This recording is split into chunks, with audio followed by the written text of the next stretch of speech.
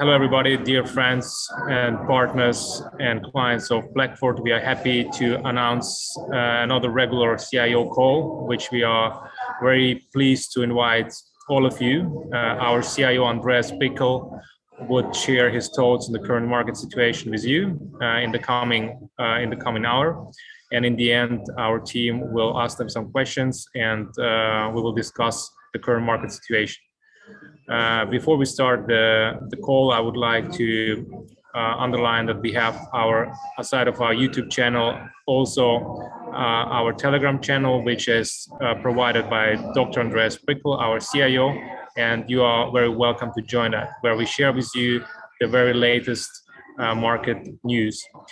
With these words, I would like to hand over to Andreas, Dr. Andreas Bickel, and looking forward to his thoughts about the current market situation. Andreas, please. Good morning from my side. As always, let me share my screen first with you. I hope you can see that well.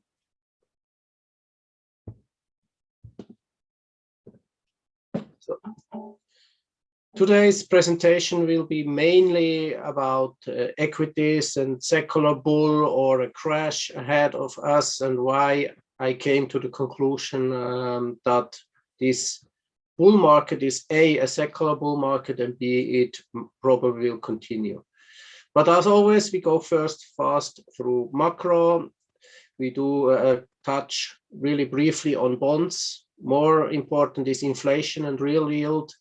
Equities, I've said. Seasonality, what shall you do now? And last but not least, some thoughts about commodities, precious metals. This is a slide I always use. Basically, the latest PMI data from Monday this week show that in the US, we see on the new orders a slight uptick, not shown on this slide. Overall, the data was slightly weaker, but still above 65, so really strong growth.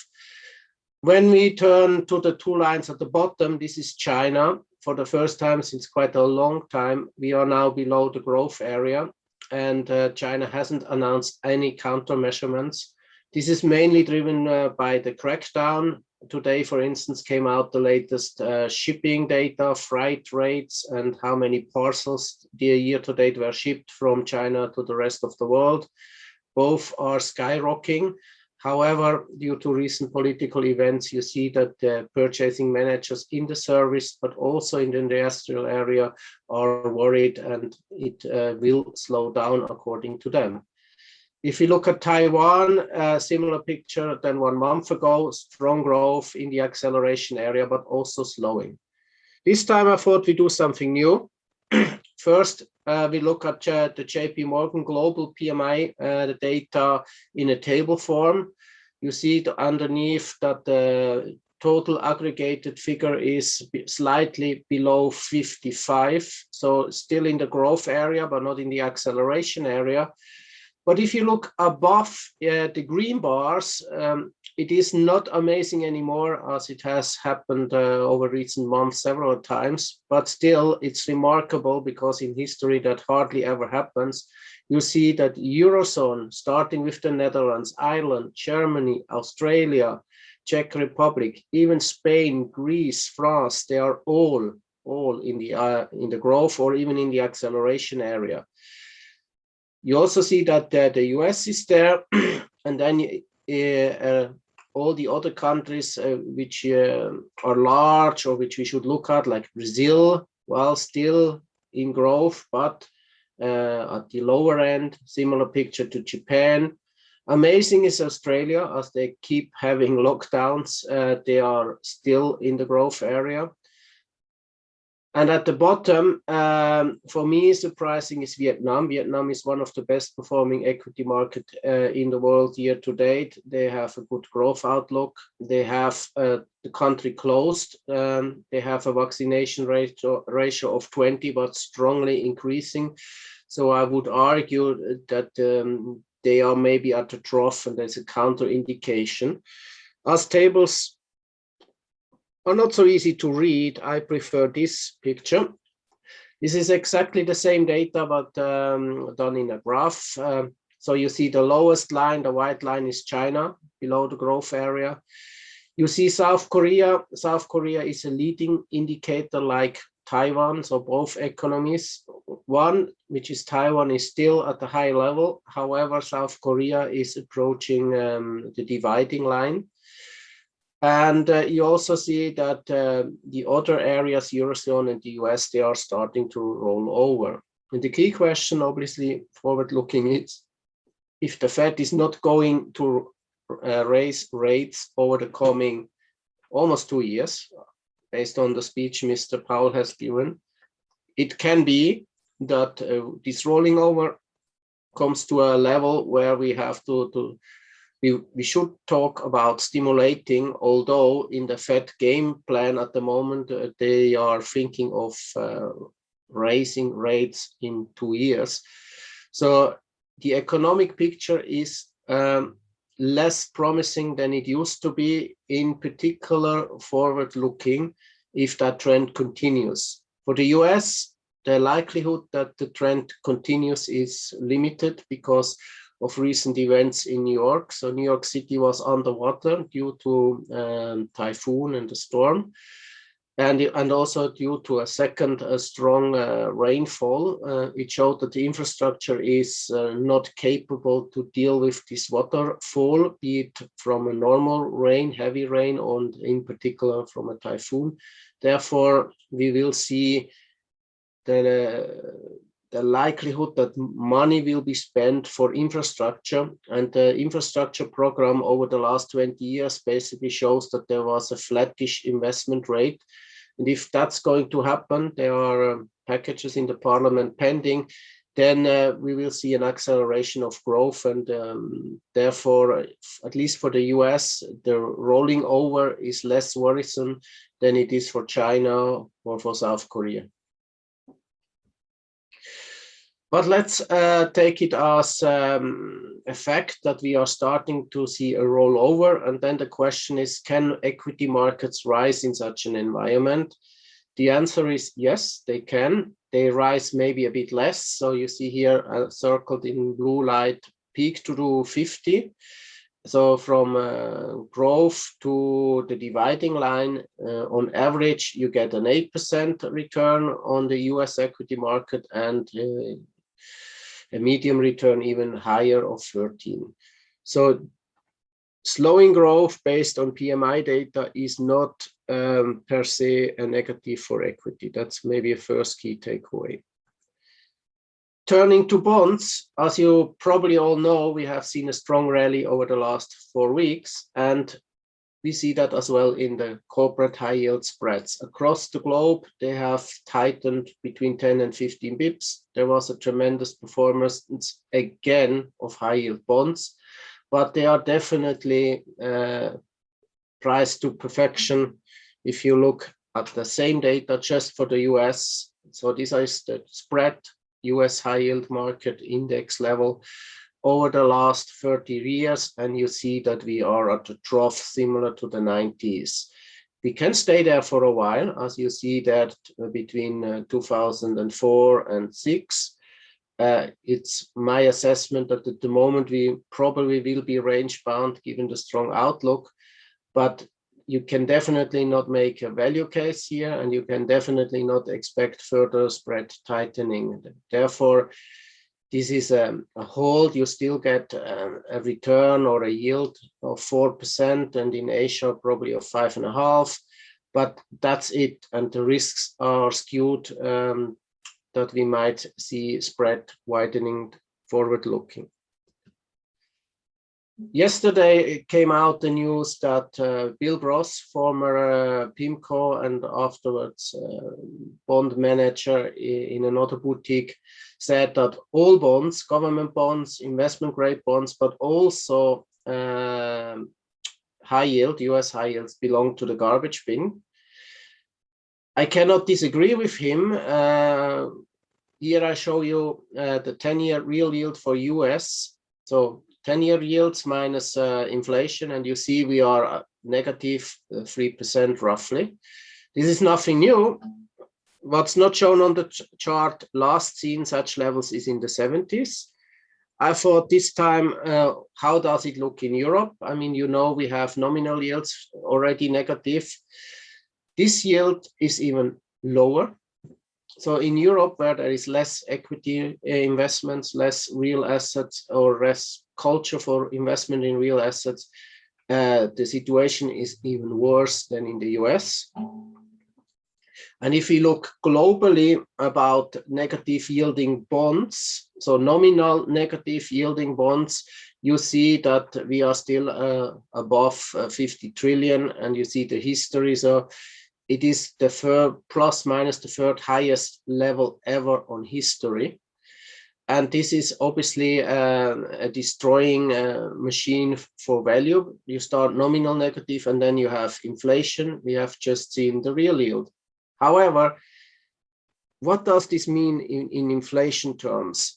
I keep preaching it. Inflation is your enemy. Financial repression, transfer money from you, private wealth individuals, from corporates, from everybody who earns financial assets in nominal terms, so bonds in particular and cash, to the state. Here, the chart shows you real figures, so not calculated, real figures, Swiss CPI data since the 30s. First, we had a deflationary phase. So that was, in brackets, good if you had financial assets, but the crisis around obviously was the consequence. Since then, on average, every year we had an average inflation of around 2%. That means in this period, the purchasing power losses of your cash was roughly 86%. So almost all was evaporated.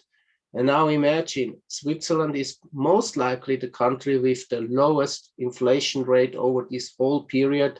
And on average, it belongs definitely every year to the top countries with the lowest inflation ratio. Therefore, across the globe where the inflations are much higher, this is definitely a problem. There's a rule of 70, I mentioned that before. Here it's written in a different way. If you were to see 2% inflation, it takes roughly 36 years that you lose half of your purchasing power. However, and now it comes to however, we have at the moment in the Eurozone an inflation ratio of around 3%, core inflation ratio, so excluding volatile and rising things like food and energy. And for the German, on the right-hand side, we even have almost 4%, also core inflation. I found this chart this morning. You could think that after this rally, we would have seen some outflows in money market, that's the line at the top, or at least in government bonds or in corporate bonds, investment grade area.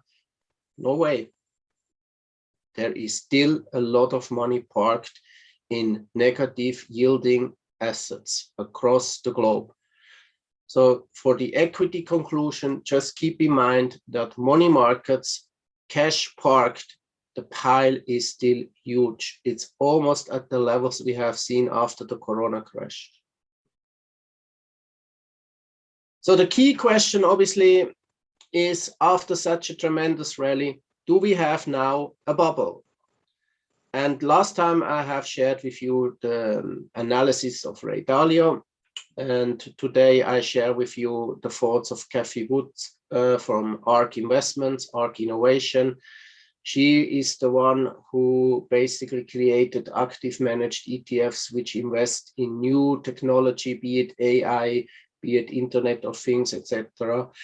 She was the star performer manager last year. And although we have seen some pullbacks this year, she keeps saying that all this technology, clean energy on top, will produce a tremendous disruption in the economy. And last but not least, she said 2 or 3 days ago, we are not in a bubble. And how did she come to that conclusion? If you look at these two charts, this is twice the Nasdaq 100, above from 1990 till 2002, and underneath a similar period, but starting in 2009, as you probably remember, in March 09, there was the turning point in the equity market. What is important, these are logarithmic charts. These are not normal charts we normally use. So the line or the slope of the line really shows in any point a comparable steepness or acceleration or deceleration. And if you look above, you can see that in the 90s, so in 1998 and in the end to 2000, the line got extremely steep. There was twice a melt up during that period. And if you go underneath and you see the movement of the line is similar, so the altitude, the rise is similar, but look at the steepness of the curve. Look at the end where we are. It's even slightly flattening. I have said that before, but here you see it, what I mean. The melt up is missing. The euphoria is missing. The euphoria normally measures or is shown in the steepness of the curve, and both is missing. Last but not least, the actual PE ratio of the Nasdaq 100 is roughly 30, which compares to the S&P 500 of roughly 20 to 21. So yes, it is high. However, when the bubble burst, we were on average above 60. Some stocks had even a 150 PE ratio or no PE at all because there was no earnings. Also from that angle, the rally is still supported, and I would say it is expensive, but not in a bubble yet. Here you see the whole period of the same index, and I would like to stress again, look at the period of 1999 to 2000. The line is almost vertical. And now look at the current situation. Yes, it is steep. Yes, it's going up. It is high, but again, there is so far no melt up. And as long as this is not going to happen, at least from that angle, I would argue there is no bubble, and the rally is well supported. So where are we? If we stick to the definition of a secular bull market, which starts once you have reached the previous high, you can see this pretty well here, roughly in 2012, 2013 in the Nasdaq. And here in the S&P, they claim it started in 2011, although since March 2009 we have seen a tremendous rally. So this actual secular bull, question mark, because we don't know yet if it's a secular bull, is not so old. However, it has risen a lot. The analyzed return so far is almost 12%, which is extremely high. I've shown this chart last time. Why I bring it up again? Because there is an update. So above here in the middle, you see in candlesticks, but you see the beginning of the secular bull in the S&P 500. And now over the last 4 to 8 weeks in Europe, more than shown, so not just the SME and the DAX, but here shown by these two indices, we have seen the same breakout like we have seen in the S&P roughly 10 years ago. And therefore, Europe is cheaper than the US. Europe has, for the first time since a very long time, growth, and Europe has a strong support from the monetary and from the fiscal side. So it can well be that the secular bull in Europe has started, and that the performance hand in hand, and maybe forward looking even a slight outperformance, question mark, this hardly ever happens, but maybe a slight outperformance in comparison to the S&P can happen. Having said that, I cannot have a negative view on the US because Europe is not decoupling from the still largest economy of the world. So therefore it is key that the US economy and with it, its market will continue to grow. Will it grow? I have had this chart before.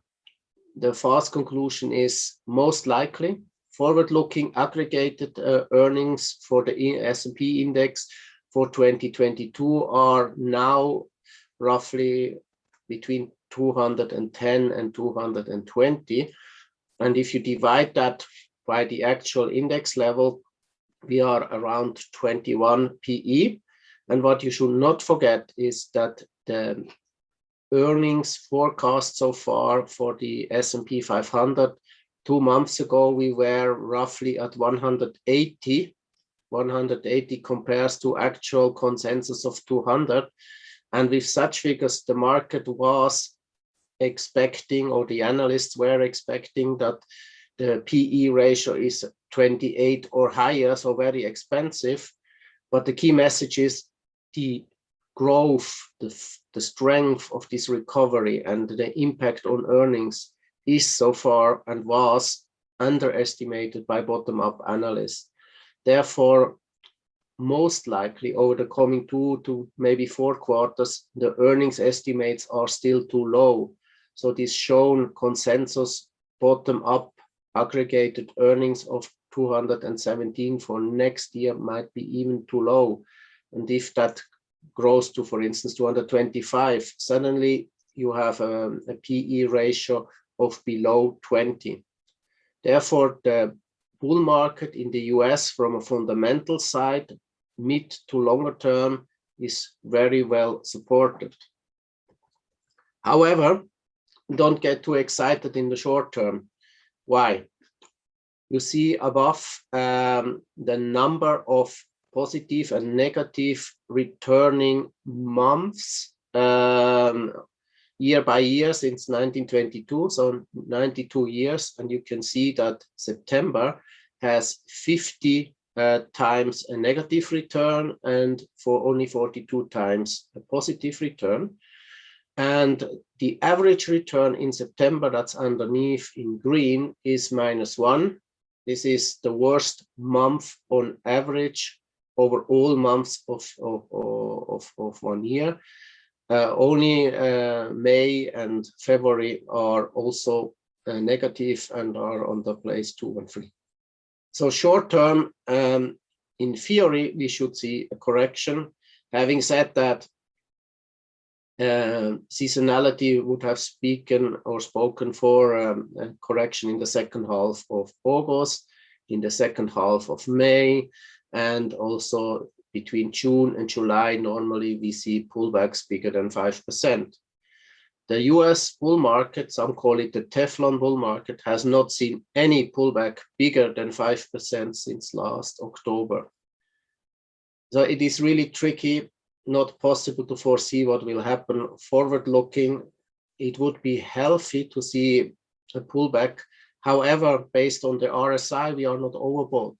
We had a little sideways period followed by a leg up, followed by a mini leg down, followed by another leg up. So the market is, from a technical point, in a perfect trend channel and is not overbought. But down the road, you must expect a pullback. There will be a trigger, we cannot know, but there will be a pullback. And I keep repeating so far, pullback. I avoid word like corrections or crashes because of the stimulus from the fiscal and the monetary side. This slide I've just produced before this meeting. So it is quite crowded, but the message is straightforward and simple. So let's start on the left, on the top. You see the S&P performance and the Fed balance sheet, the growth rate. And you can see that is a strong correlation, and every time also not shown, but for instance in 2012, when there was QE, and now where we have QE at infinitum, although now we know there will be soon a tapering, markets go up. Underneath, you see the Fed balance and you see the ECB balance. And you can see that this spike above in the Fed balance is actually a flattening of the curve. And look at what happened at the same time with the ECB balance sheet. It is exploding. Not shown here is also that the ECB, no, I should rather say the Eurozone fiscal stimulus through this new bond program, through this rescue program, is tremendously supporting the economy. And I would definitely argue that this money printing will push up European equity markets as well, supporting what I've said before, that we have probably started a secular bull in some European markets. Having said that, let's turn back to the US, that's above on the right-hand side. It is always tricky to do such comparison, but I thought it supports my narrative. So if you take the melt up from 95 to 2000, that's the violet line, and you compare it with the actual one, you see that the movement is extremely similar. If we really will see down the road, so in 3 years plus minus as shown in the chart above, or later or earlier, a melt up and then a correction or a crash, that's open, that you cannot foresee. But all these, let's call them indicators, support the thesis that also midterm, including some volatility, markets, equity markets globally are well supported.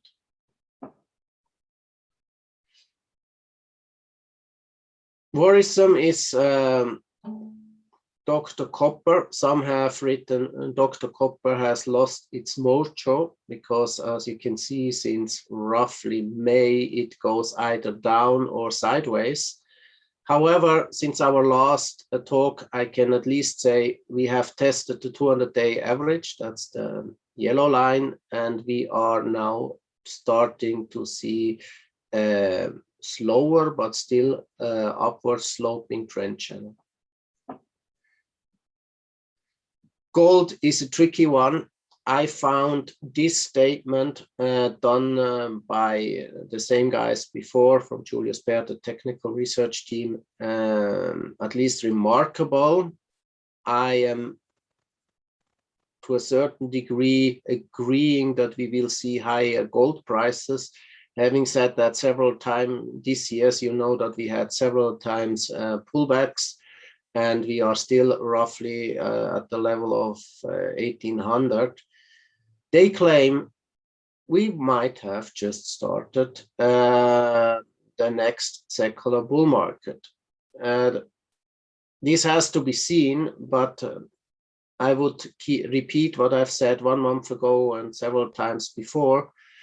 Gold should play a part in your portfolio to protect your assets, to protect you from inflation.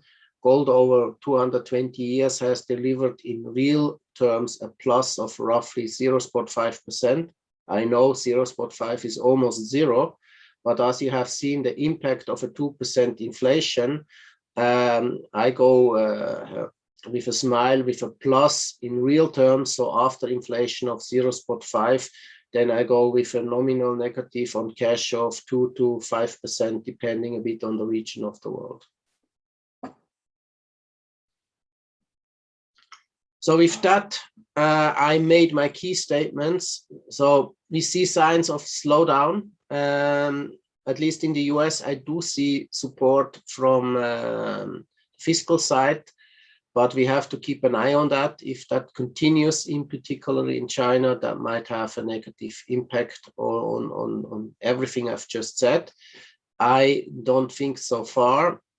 We also see some relaxation in China on the crackdown front. So basically companies said, okay, we see what you mean. We will donate some of our profit over the coming years to spread wealth across the nation. And a lot of companies have said, okay, we apply our data rules. We will only store data in China. So this regulation move is moving from the angle of the government into what they wanted. And I have not come across any analyst who believes that they will destroyed Tencent, Baba, JD.com, you name it. The strong economies, the strong companies, and also a lot of working places. So the assumption is that this will calm down, and we have seen in Asian tech, which you can see on my Telegram channel, we have seen already a catch-up rally. What is worrisome is inflation, but I believe that this is a welcome effect. As a matter of fact, I saw this morning an interview of Mr. Stiglitz, former economist of the Clinton administration. He basically said, I'd love to see today a tight US market. I love to see some inflation. What he didn't say is because it solves our debt to GDP program. And that's what I call financial repression. We do see as well, not covered today, but covered several times, fiscal spending or a tackling of the balance sheet recession. And therefore, these two ingredients will lead to nominal growth, to real growth, but at the same time, it punishes people who have assets in nominal investments like bonds and cash. It gives people who have, for instance, a mortgage, a tremendous advantage because the inflation effect obviously works also on debts, not only for governments. On the bond theme, I mean, if you were to invest, and you should probably add some bonds to your portfolio, positive returns you only get in the non-investment grade area. The best value after the strong correction due to China is in Asian bonds, where you get still roughly 2% more yields for a duration which is 2 to 3 years shorter than the US. However, the US is offering a quite stable return. Therefore, it's our preferred area in the double B area, but there you get then returns or yields of lower than 4%.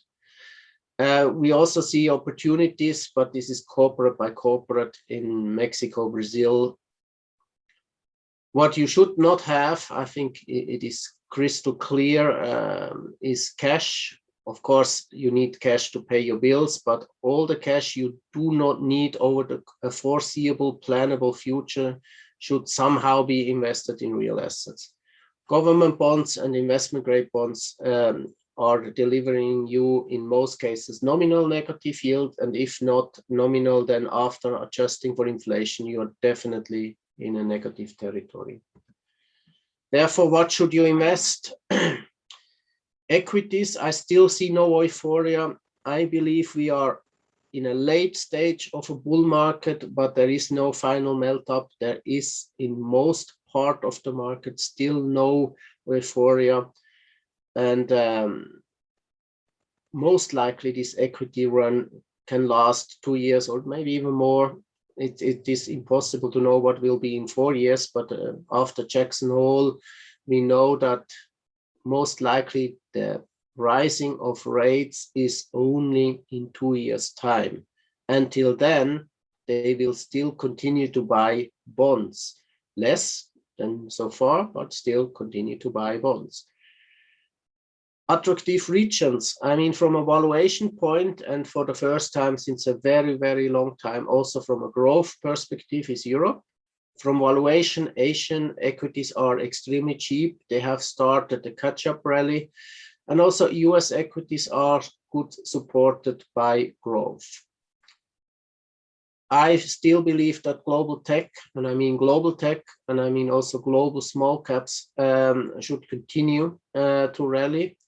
If we are really going to see a slowdown in the economy, cyclicals will come to an end in a sense that the outperformance will decrease and they might start underperforming. Here is written midterm catch-up of Chinese techs. So the first leg has been seen, and now it will be important to see that after a mini pullback question mark, we will see a second leg up.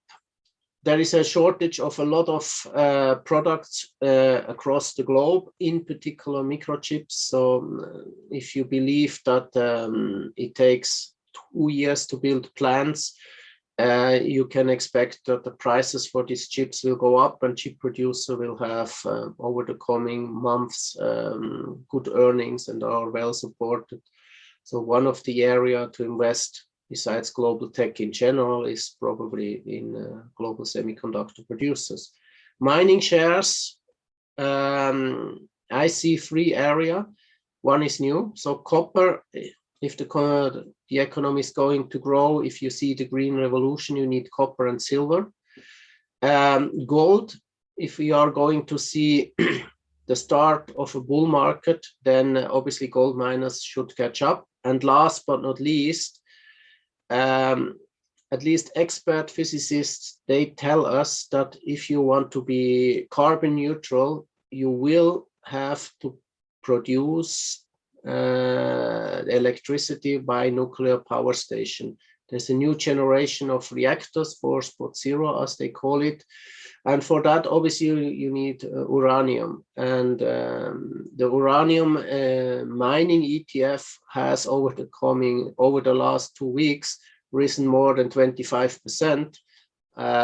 It's a pity. I planned it to have it as a theme after a correction, but after such a move, I'm a bit hesitant. But mining in general are a good theme, and mining in general will also protect you from inflation, because all these materials you get out of the ground has a real value. Industrial metals was well supported, and if you cannot buy a home, and the real homes are extremely expensive, you can at least consider buying some REITs. I keep preferring residential area, but at the moment you can also make a case that everything which is non-residential has fallen so strongly that it might catch up, and some areas might outperform. So there is hospitality REITs as an example. Shopping mall is a very tricky area, but there is malls for labor, for everything you need for do it yourself. They might also continue to have a strong rise forward looking. Having said all this, obviously the disclaimer is the same like before. All assets are expensive, but at the same time, I cannot tell you hold cash, because the crash is coming and then you can invest. You need to globally spread your assets in various different real asset classes. Last but not least, feel free to join us on our Telegram channel, where I keep commenting on daily events. For instance, yesterday there was the Asian tech move, which I commented before, and yesterday's story was mind the gap, given that we have seen a tremendous rally and in the chart some opening gaps, so that the chart shows some signs that we might see some pullbacks down the road. With that, thanks a lot for listening, and I hope opening up for questions. Thank you, Andreas, for this great presentation and the slides. It was very informative. I would like to start with the first question. It's a very basic one. Our clients always ask us how we should distribute among currencies. So you mentioned before that cash in general is not a good idea to be invested in or be kept on the account. But there are many instruments, different currencies in euro and US dollar, which are the main currencies for the most. for a global investor who is not attached directly to the US or to Europe, how would you distribute among these two currencies? And the second question in the relation will be, would you add other currencies to the portfolio of a global investor, and which one? You mentioned that the Swiss franc has also faced inflation, so also has its risks. But as we know, sometimes even good yields in good products can be completely vaporized by the depreciation of currency. Thank you. Well, the easy part of your question is, should you add besides euros and dollars something else? And the answer is obviously Swiss franc has over the last 50 plus years, so since Bretton Woods was terminated, appreciated against almost any currency in the world. So that's a strong currency. It's our challenge as a country to fight against this appreciation. So you have to keep on innovating. Having said that, obviously you shouldn't park it in Swiss franc because the fee of it is one of the highest in the world. So you pay after a very minor amount, you pay roughly 0.75 or more percentage points for just storing cash. You can park it in Swiss blue chips. That's boring, but delivers you decent return. I would have said some months ago, put it in small and mid caps, but they have the problem that they rose tremendously. Some stock have even tripled. Therefore, that's a tricky one. Now, the base problem is a global investor. So as most of our clients, they do not spend most of their money in euros and or dollar. It is really, really tricky because the traditional answer is you should have your cash in the currency you spend your life. So for a dollar investor in the US, it's straightforward dollar, and for a German, it would be euro, and for a Swiss or a British, it would be their currencies. However, this is not the answer you want to hear. The dollar is at the moment range bound. It probably will weaken a little bit against the euro and other currencies. The euro is on one hand a misconstruction, but on the other hand, it is a political willingness to keep it. And then if you think in rubles or in another currencies, you have a third part in your equation. But I would probably split it 50-50, and I probably would not keep it in cash. I would keep it in equities. You can buy high paying dividend stocks that you have an income stream. You can obviously buy some high yielding bonds, although the return is low, but you still get some return. But this is really tricky because on average, you should hedge everything which has low return, so bonds and cash and fund of fund hedge funds into your reference currency. But if you're a global investor, the starting point is that your reference currency is probably not the currency of your portfolio.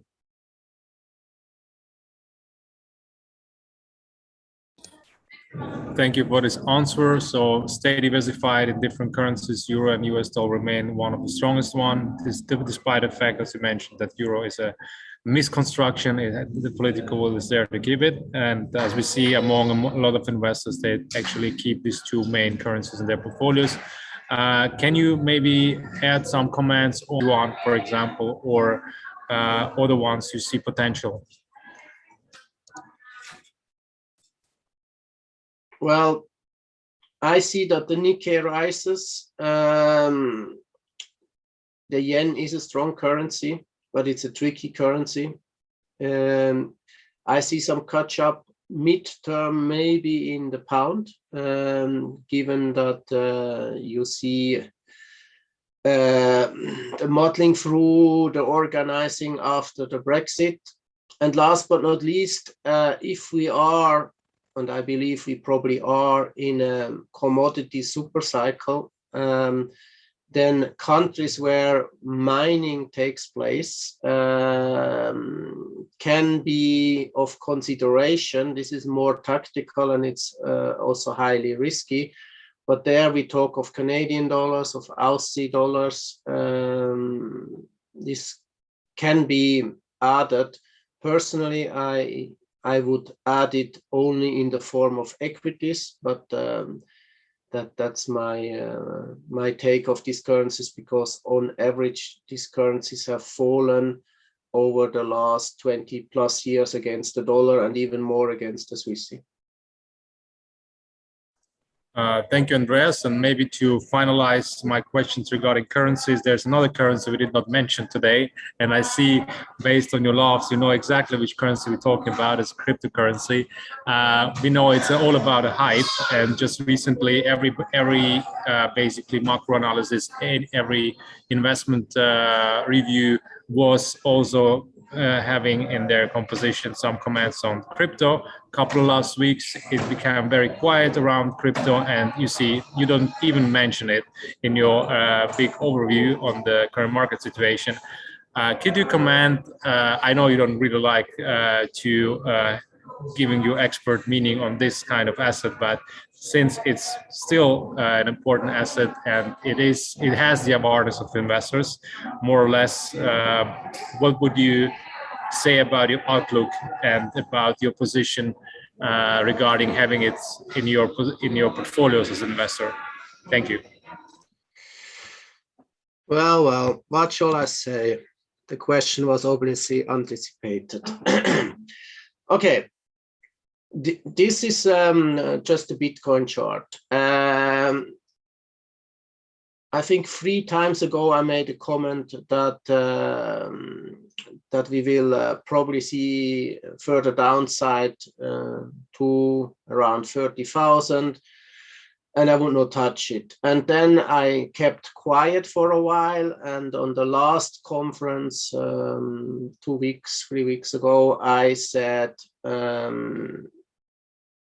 most likely we are going to take out the 60,000 level, and we are going to see what most of the Bitcoin believers tell us. We are going to see a doubling, and look where we are. The news were quiet. Bitcoin came slowly but surely towards 50,000. It's obviously volatile. The news flow I see is very limited. You are either a believer or a hater. I don't know if it goes to zero in the farther future. I really have my doubts. But short term, it might well double from where we are.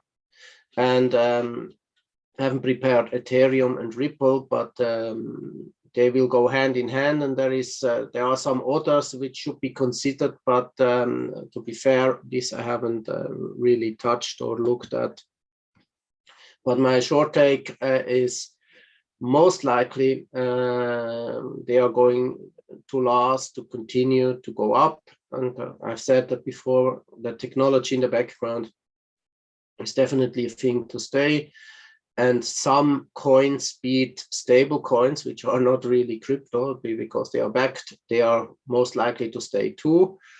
The biggest threat for our society, and in China we are almost there, is the digital currency by central banks, because basically when we were to have that, so once you are born, every move you will do from the beginning till you die is electronically traceable. And that's a big scaring theme, which is hardly ever covered in the press. But if you were to have digital currency, no cash, real cash, you are completely traceable. And last but not least, any government, any central bank can decide, if you have digital currency, we do a currency reform, and $1 is now not $1 anymore, it's only 80 cents, full stop. And that's a scenario which is not something I keep taking as one of the most likely outcome, but at least for some country, it's really very well possible that they solve their problem, debt to GDP, by a currency reform. And if you have no real cash anymore, so you have only digital ways of payment, that can be done in a 5 minutes talk on a TV show and say, by now we have decided that and that is now the thing. So we cannot stop it, and there are some even Nobel Prize winner who prefer that we have these digital currencies. But the flip side, if you have that, is you are getting fully transparent. Nothing you do, nothing would be hideable. If that's really what we are heading for or looking for, I make a question mark.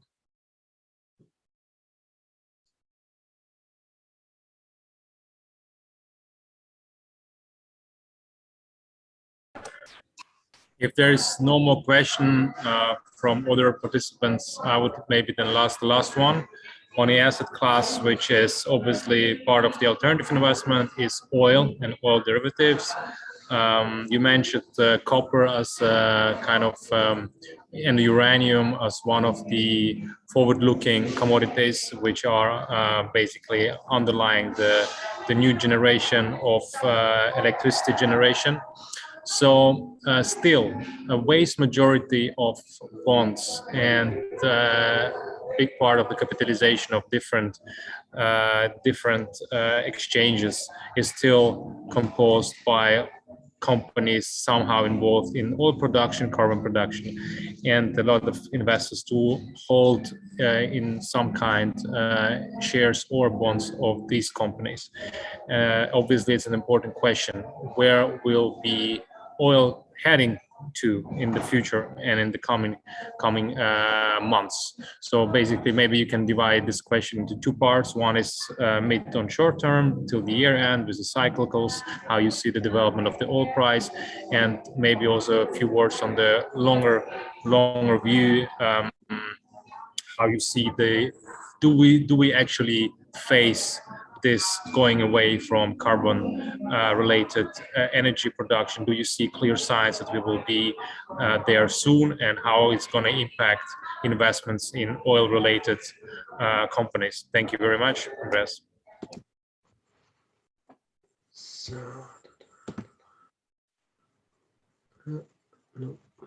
Yeah.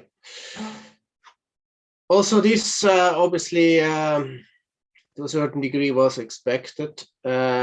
Short term, it looks that we are going to regain the 70 level and heading slightly higher.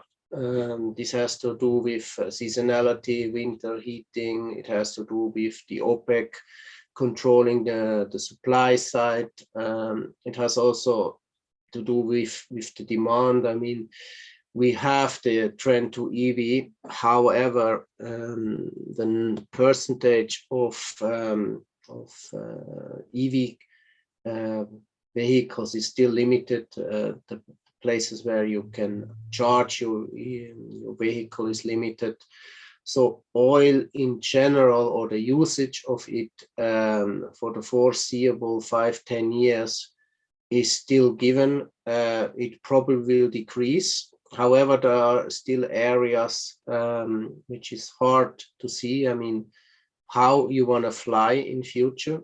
I mean, there are some prototypes of some airplanes with electricity, but so far this is not in a size that you can put more than 2-3 people in such an airplane, so you cannot use that. Company by company, some of them they start to diversify into areas of let's call it greener energy, whatever that is. And also if you want to be really carbon neutral, you need somehow to replace everything with coal or heating with oil, and that will take time, needs technology. And the electricity production cannot be most likely fully replaced by alternative. And then we are back to uranium. Uranium had over the last 10 years a decline in the raw material and has started to rise roughly since 1 year.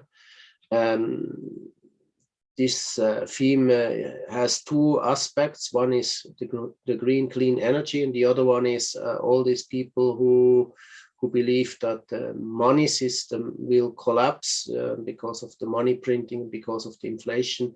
They want you to be in mining in general and in precious metal. So mid to longer term, obviously the future for oil is trickier. Shorter term, I would argue that the oil price, be it WTI or Brent, will go slightly up.